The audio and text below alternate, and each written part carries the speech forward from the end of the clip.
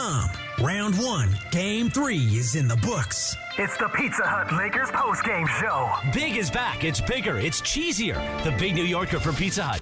Big pizza, bigger deal. $13.99 Big New Yorker only at PizzaHut.com.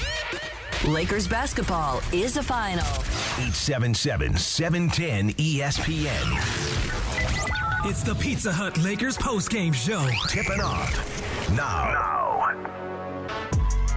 111-101 the final score. Lakers over the Memphis Grizzlies in Game 3 of the best of 7. Lakers with a 2-1 lead now. Got another game coming up on Monday. A chance to really take control of the series. 3-run. Lot of curiosity for Monday's game. It feels like the Lakers, if this trend continues where when they have this golden opportunity, can they take advantage or not? And really that's the difference of a team that you start getting more and more confidence of making a deep run is when the opportunities in front of you, can you take advantage of it or not? They didn't do that in Game 2. They started off the series great in Game 1. Game 3 tonight, Lakers came right out the gate, and the game was basically over in the first quarter. Memphis was not going to come back from a 29-point deficit. It just wasn't going to happen. Even if they made it sort of interesting, what interesting was, oh, man, it's down to 13. Think about that. Not it's down to 3 or not it's down to 2 or while Memphis took a lead. Lakers were up 29 the entire game, or we're up 29. Memphis didn't take a lead the entire game. So Lakers certainly took control.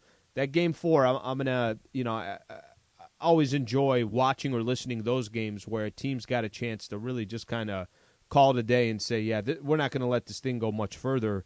That'll be the opportunity Lakers will have on Monday. 5 guys in double figures for the Lakers.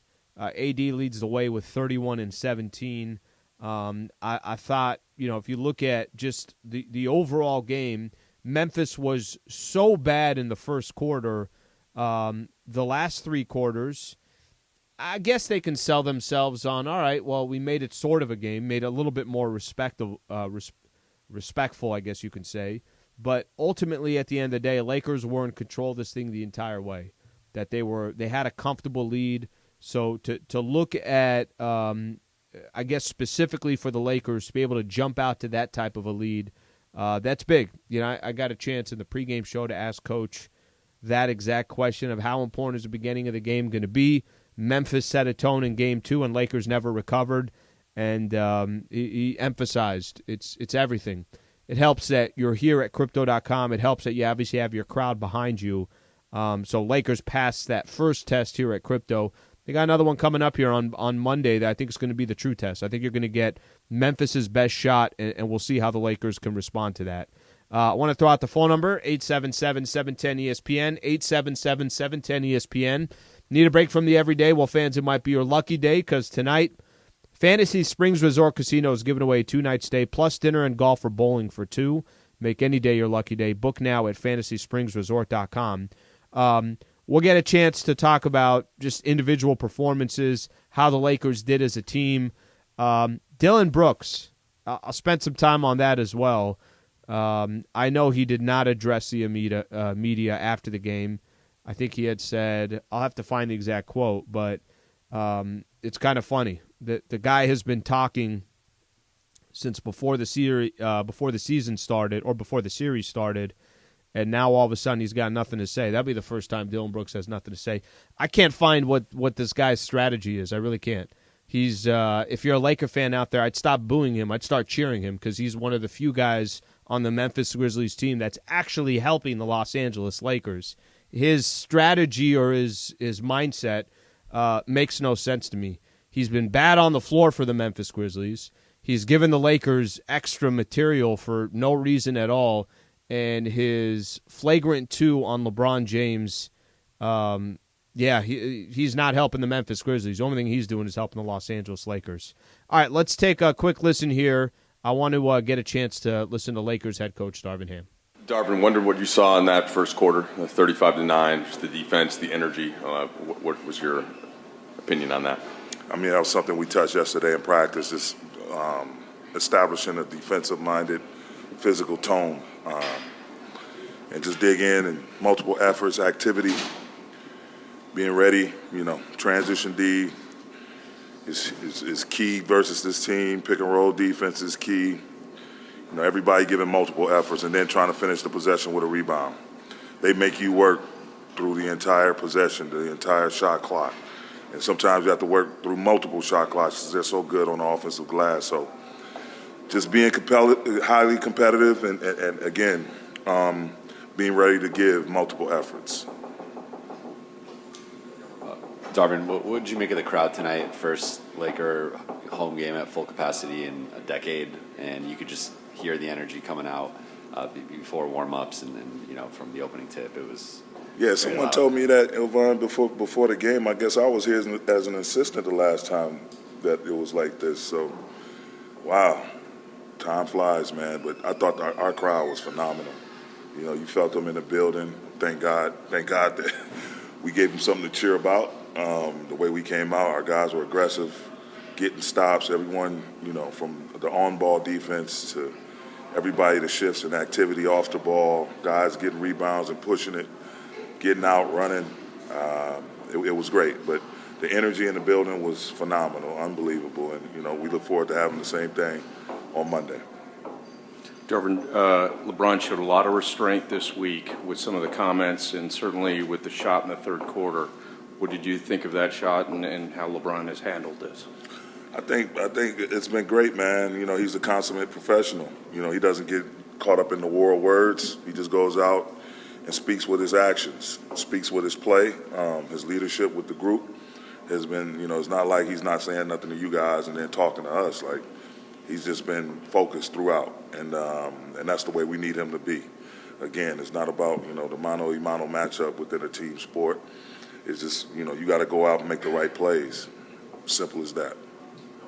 I know it's not about a mano-a-mano matchup over here, Darvin, but the crowd was so into LeBron and so against Dylan Brooks. Do you think that affected LeBron early? That had to inspire him? I just think just the doubt. Anyone trying to, you know, express any doubt toward him and the level of which he's playing at, you know, the way we turn things around over the course of this season, you know, that just puts fire under all of us, you know, especially him.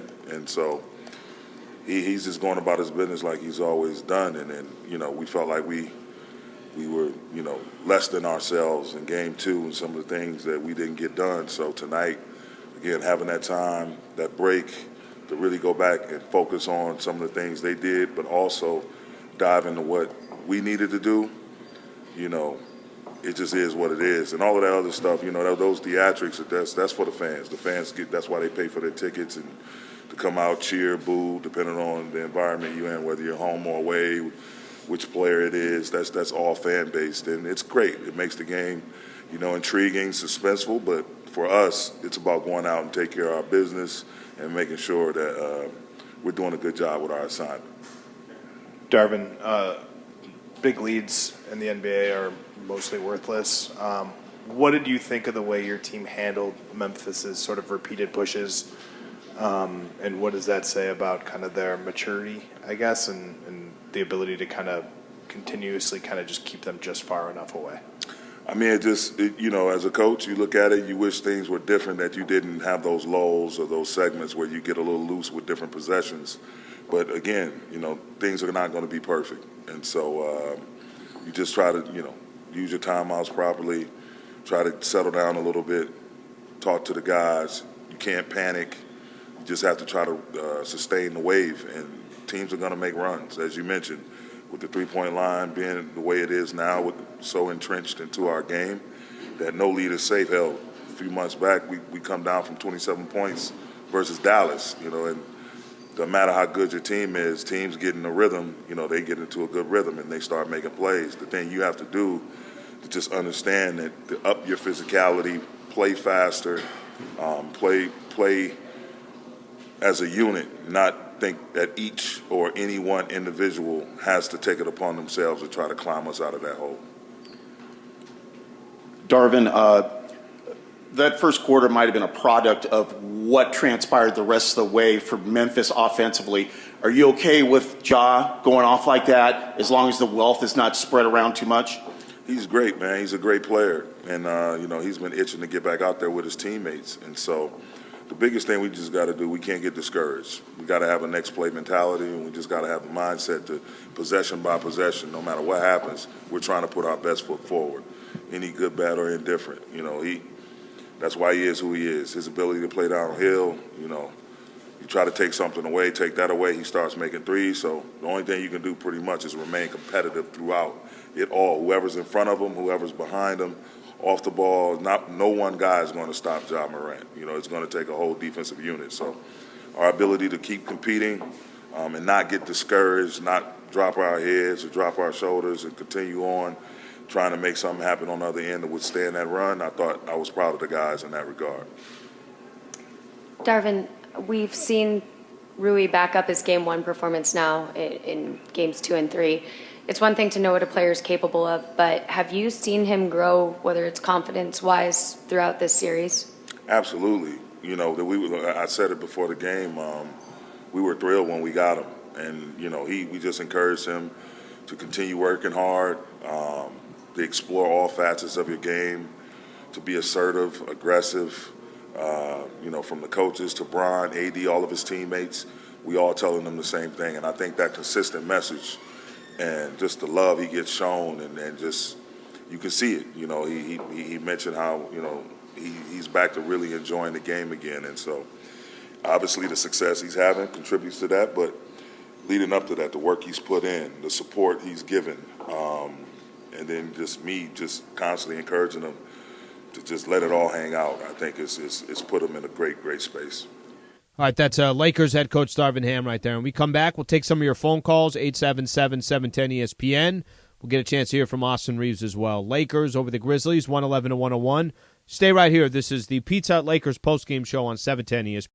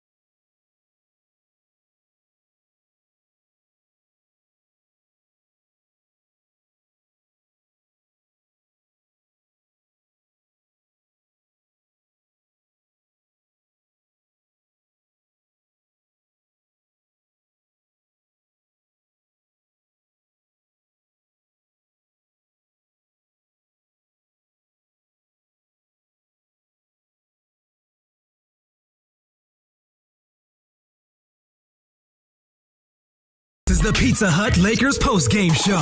Highlights from tonight's Lakers game and your reaction on the Lakers line. Presented by Pizza Hut. Big is back. It's bigger, it's cheesier. The Big New Yorker from Pizza Hut. Pizza Hut. Big pizza, bigger deal. $13.99 Big New Yorker, only at pizzahut.com. Hi, this is Anthony Davis of your Los Angeles Lakers. Hi, it's LeBron. The Lakers play here. It's time for Lakers postgame with Sliwa. Now, here's Allen Sliwa. All right, Points in the Paint all season long is sponsored by Vista Paint. Right now, local residents can take 40% off on factory direct high-quality Vista Paint products. A Vista Paint team member will show you how locally owned, manufactured, and operated since 1956. Visit VistaPaint.com and start saving. Lakers outscore the Grizz in the paint 58-42. Lakers win the game 111-101. A couple things kind of stand out for me. First off, the energy at Crypto, especially in that first half, unbelievable. To have been doing, it's my fourth season now doing pre-half and post, and obviously this is a little bit different. It's different because we talked about it coming into the game. The Lakers haven't hosted a playoff game, a sold-out arena since 2013. Didn't make the playoffs for 6 years. Obviously the championship season was in the Orlando bubble. The following year, Lakers played the Suns in the first round. However, that was not full capacity because we're still dealing with COVID. Last year, the Lakers don't make the playoffs. This year, they get the play-in tournament against Minnesota, and now it's the first time against the Grizz. Just fantastic energy, and I expect that only to grow.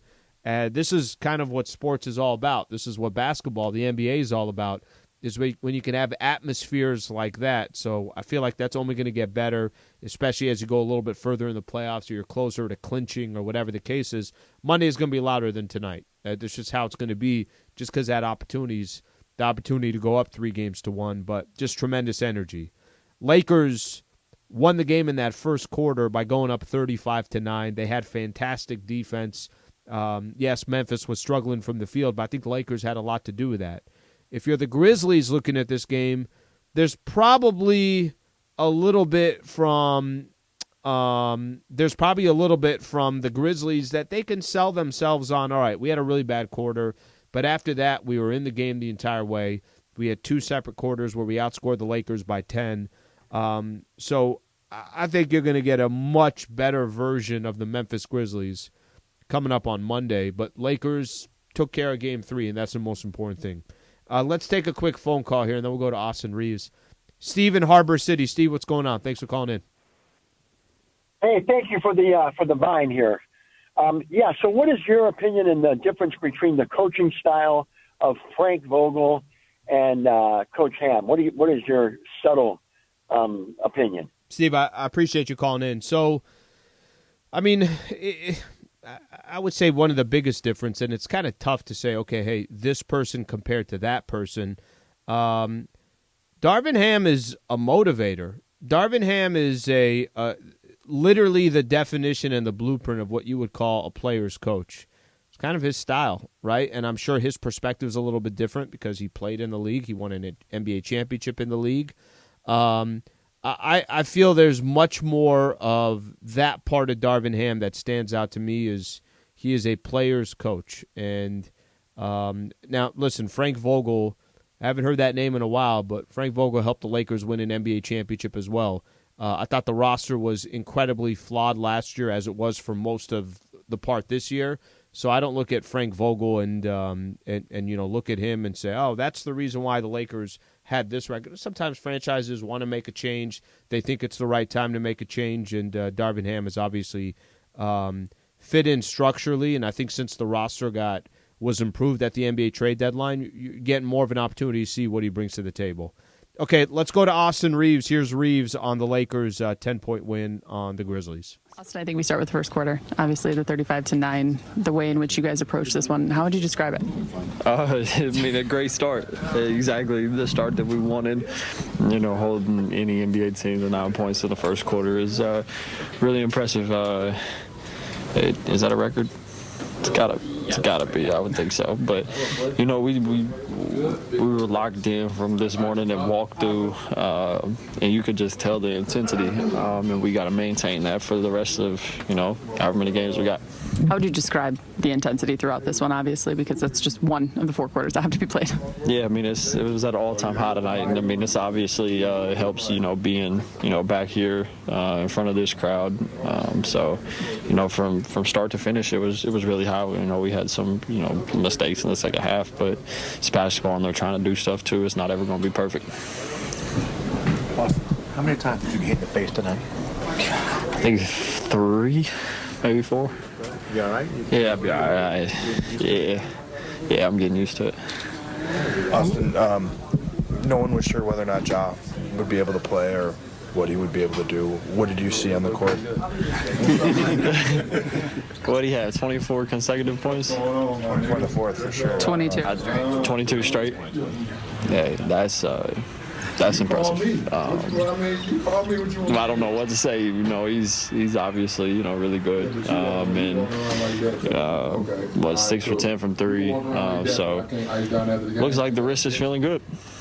Austin, I'm sure you're well aware of the trash talk Dillon Brooks said after the game, after game 2, toward LeBron. So did he poke the wrong bear in your opinion? I mean, Bron would rather win. He's not worried about, getting 40. I mean, he wants to win, and that, shows in the way he plays. It's nonsense, honestly. Like I said yesterday, I thought it was funny. It's laughable stuff. When you played, guys inspired by the way the crowd was at the start of the game? No doubt. This is the first full capacity, playoff game since 2013. They were great, and like I said earlier, the intensity, it started in here, but when you get out there and you feel the energy and things going the way that we want them to go with our crowd, it's beautiful. How would you find what your role is in this playoff series? Do whatever the game provides. I mean, at this point, it's a win.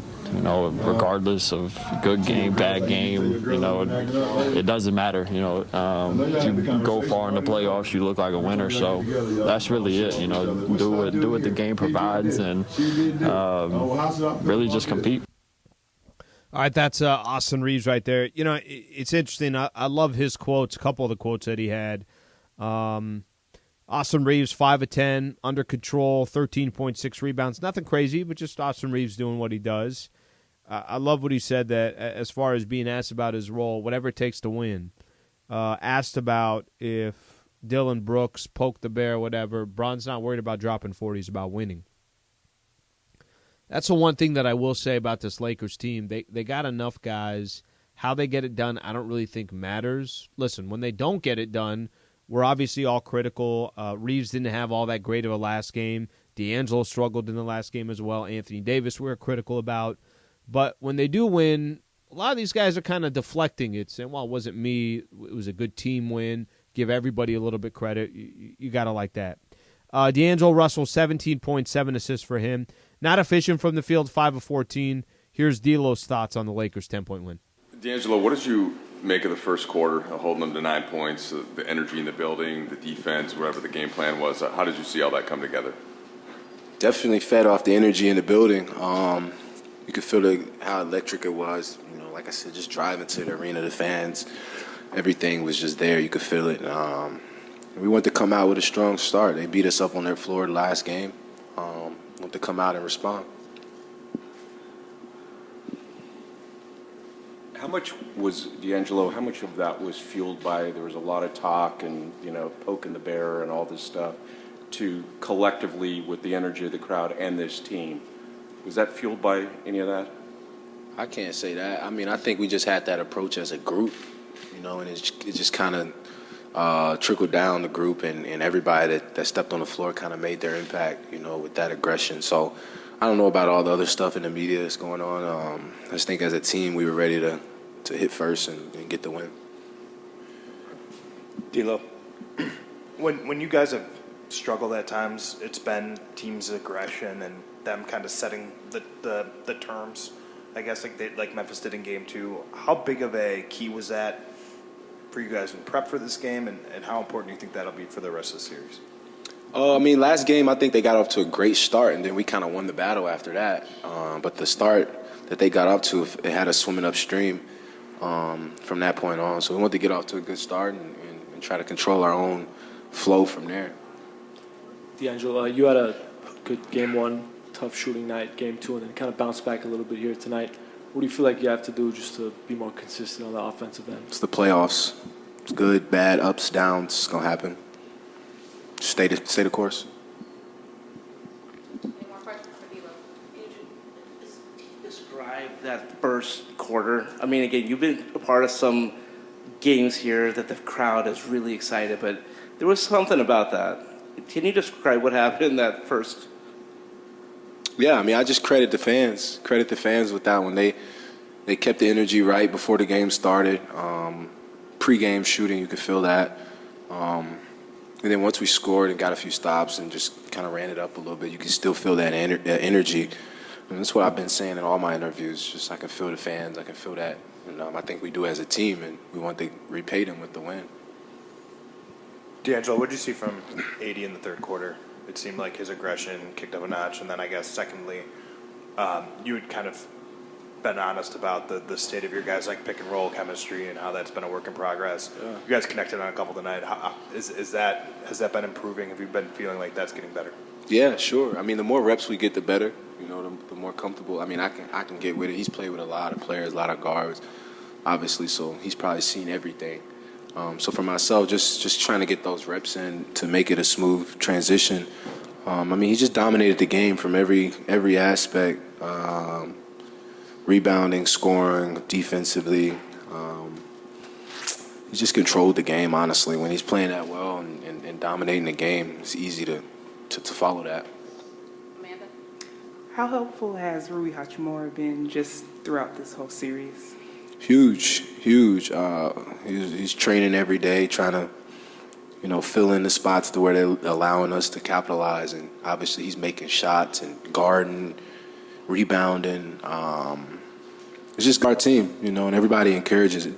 When a guy that, has an opportunity and he takes advantage of it, everybody wants to see it and support it. And he's just one of the few players on our team doing that.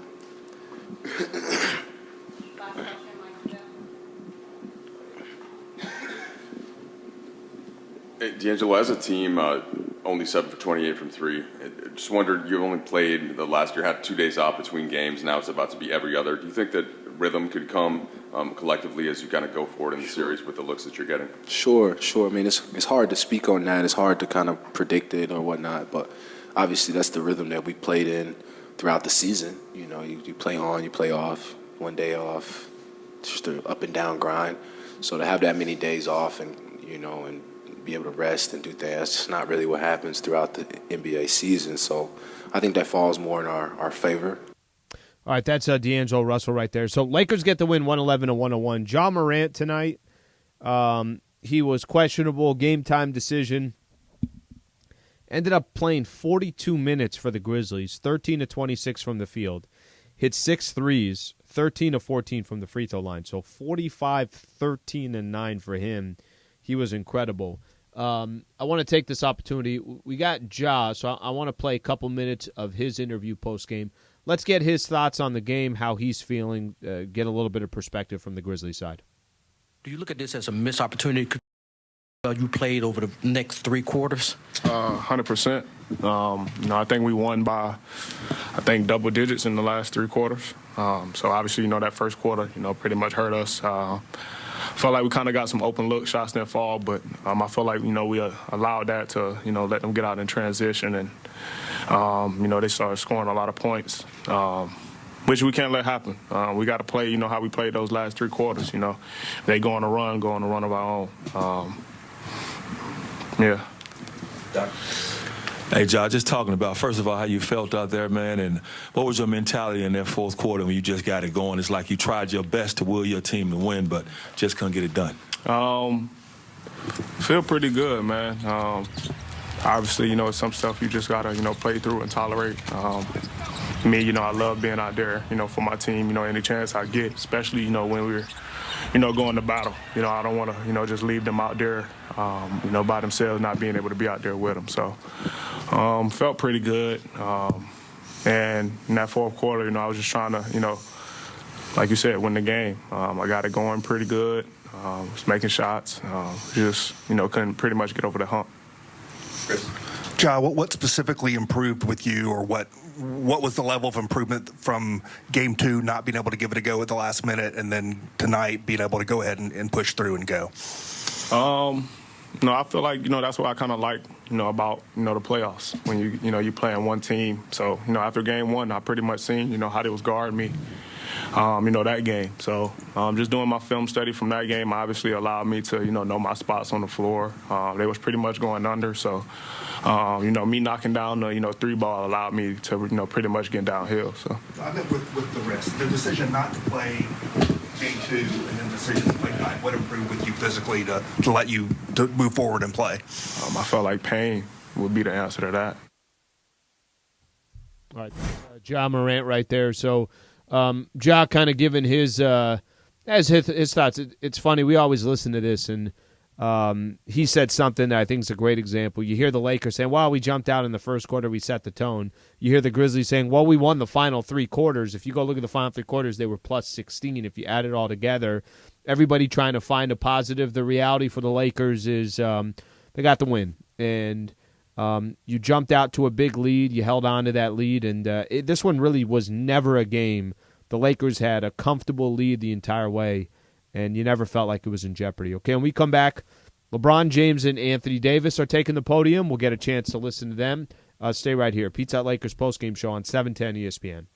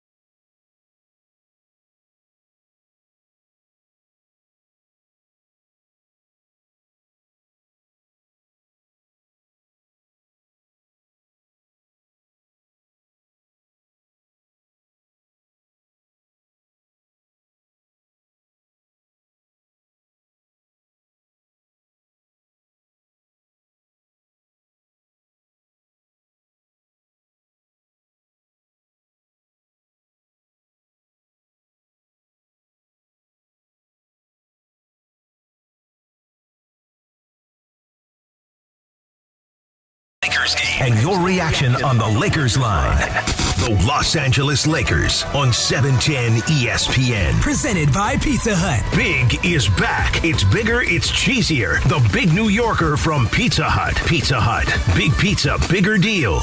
Big New Yorker only at pizzahut.com. Once again, Here's Allen Sliwa. All right, 111-101 the final score. Lakers over the Grizzlies. So next game for the Lakers will be on Monday night. Couple things that worked in the Lakers' favor so far in this series is rest. They had the break, the 4 days rest between the play-in game and game 1, 2 days off in between game 1 and 2, 2 days off between 2 and 3, and no more of that. Now, every other night, the Lakers will have to play, and that includes the travel back to Memphis. But game 4 coming up on Monday, same game, same tip-off. It will be a 7 o'clock tip-off. Pregame show will be at 5:30. Dylan Brooks did not talk after the game. We know that. Let's see. I'm going to read a couple quotes here. DeMichael Cole, and we're going to get to LeBron James and Anthony Davis in a second. DeMichael Cole came on our pregame show, was nice enough to join us. He's a Grizzlies beat reporter. So one of the, I guess, the quotes, Dylan Brooks declined to speak with the media today, said, I'm good. Luke Kennard on Dylan Brooks, we need him out there. I'm curious to see what LeBron's going to have to say about the Dylan Brooks conversation, but I'll just give it to you from my perspective. For as much that Dylan Brooks can potentially help the Memphis Grizzlies, whether that's defense, whether that's spot-up shooting, whether that's maybe getting to the basket, however he can be an asset to the Memphis Grizzlies, he's been awful this series for Memphis. That's number one. Awful on the court. Number two, he won't stop running his mouth, and he's not backing it up on the court. And number three, I'm not sure what his goal was today with LeBron. And that flagrant 2 that he got, which I thought was warranted because he wasn't making a play at the ball, I don't know what the game plan was there. So I was hoping Ja Morant would address it, but that question didn't come. Let's get LeBron James, Anthony Davis, who are on the podium together, see if they mention anything. Here's the two of them. AD, if I could start with you, I just wondered, was there anything scheme-wise defensively in the first quarter? How much of that was energy, effort, just the way that you guys were playing, feeling the crowd as you got off to that big lead? Yeah, it was all energy. We came out with a sense of urgency. Obviously knowing it's a big game for us. We came out pretty flat in game 2, and the crowd, first time playing, in crypto in front of these Laker fans in a playoff game in a while. So, we fed off their energy. They were great tonight, but we just came out with a purpose on both ends of the floor to be excellent and to kind of carry us through the course of the game. Dave? LeBron, after asked you the other day about Brooks' comments, you said the game's won in between 4 lines. Just wondered what type of statement you felt like you made with your game tonight. I didn't make me? What type of statement I made?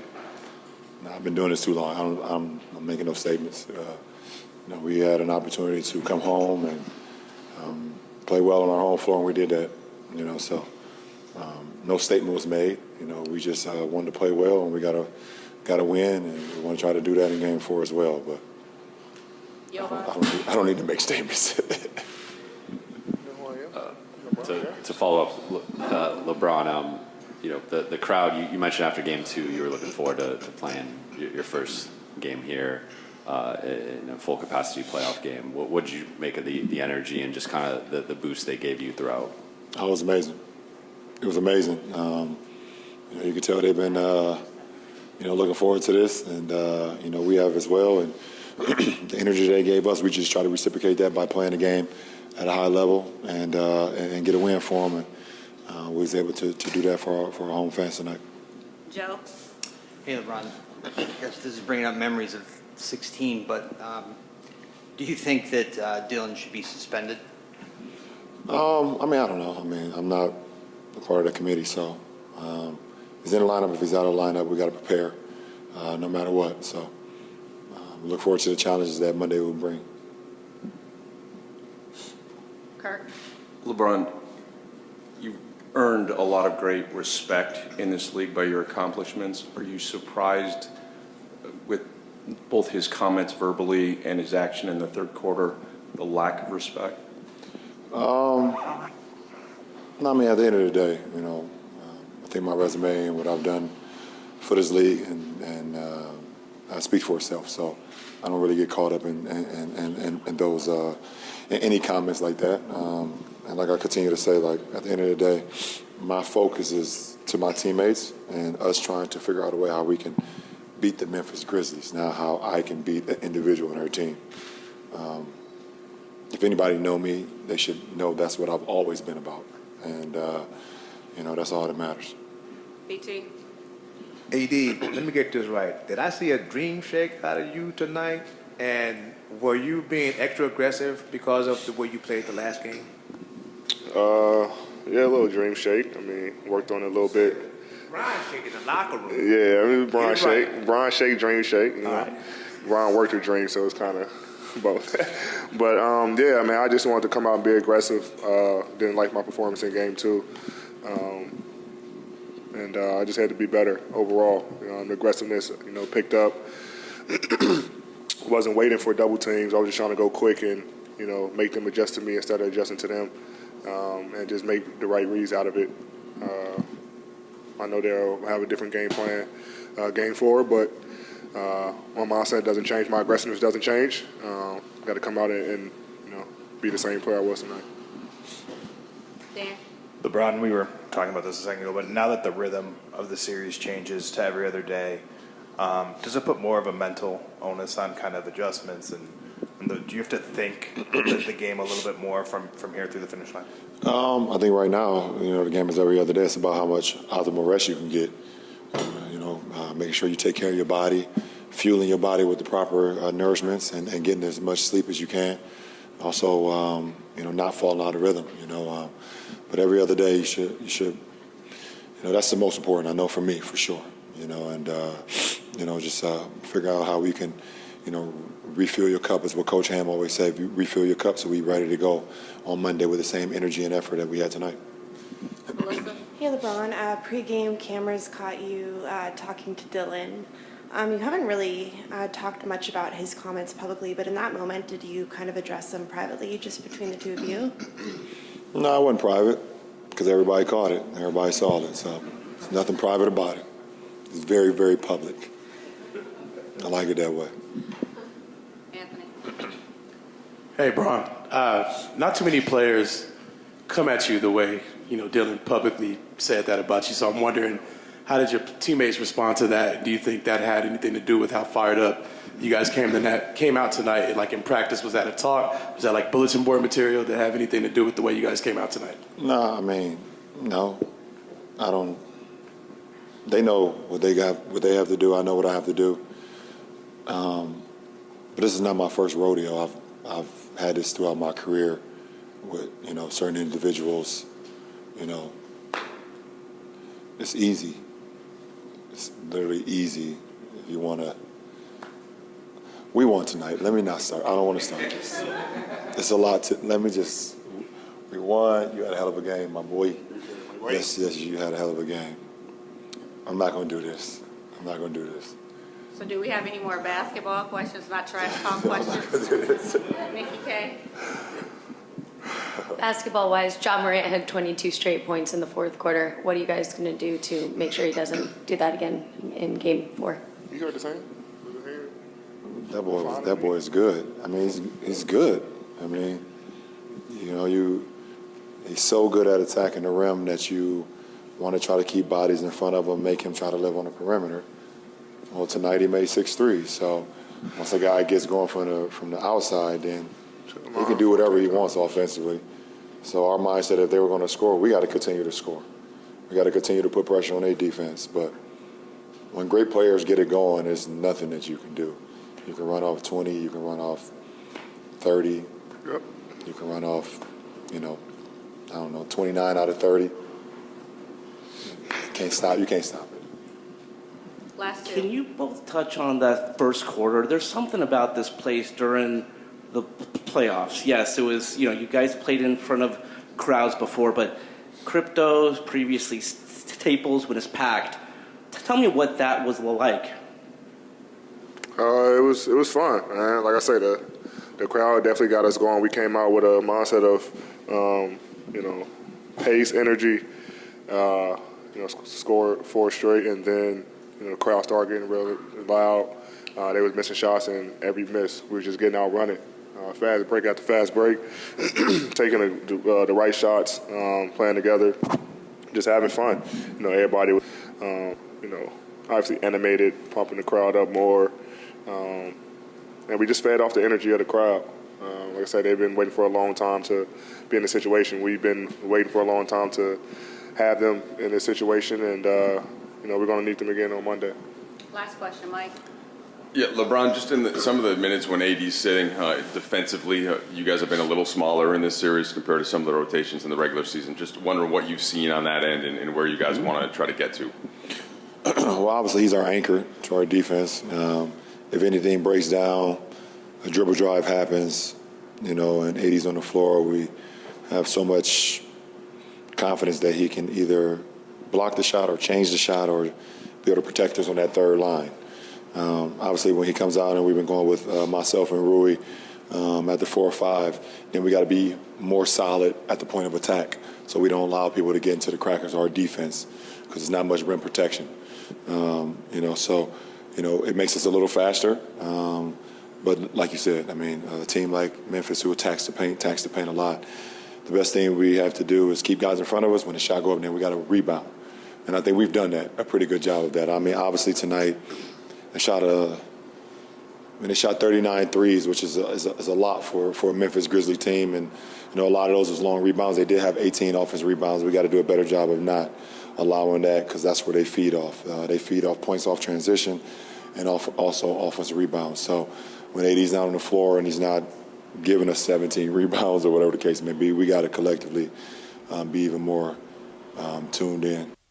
All right, that's LeBron James and Anthony Davis. I thought Bron, which is always going to be the topic of conversation, will certainly be the topic of conversation till we get to Monday.